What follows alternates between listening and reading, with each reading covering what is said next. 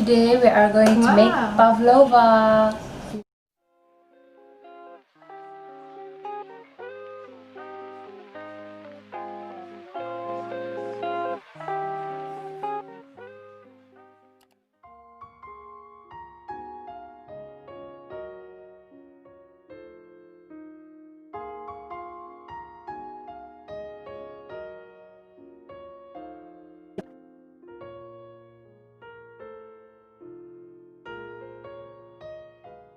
So first, white egg.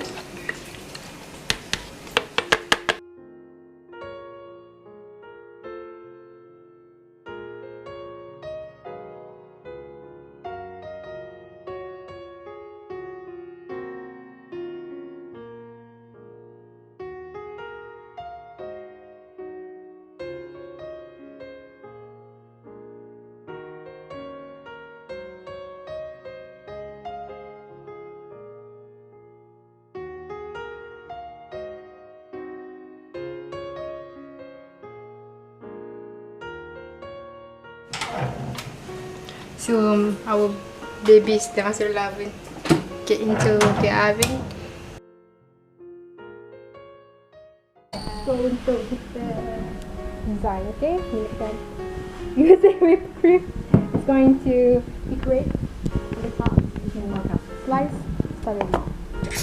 Okay, now we will make the topping. First, crush it and chop. Oh my god.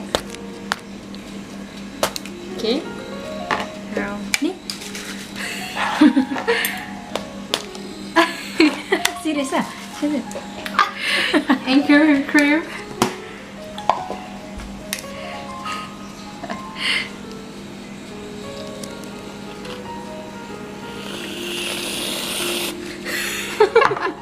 Then strawberry.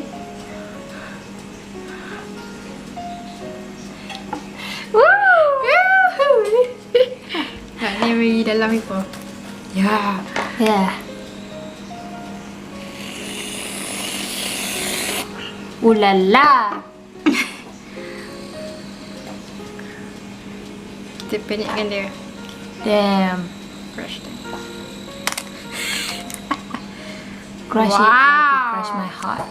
Oh my god, for the big one. Suka hati ya.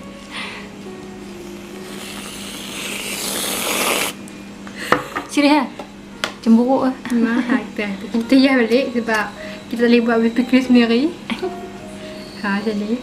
Dan serius lah bodoh. Ayak.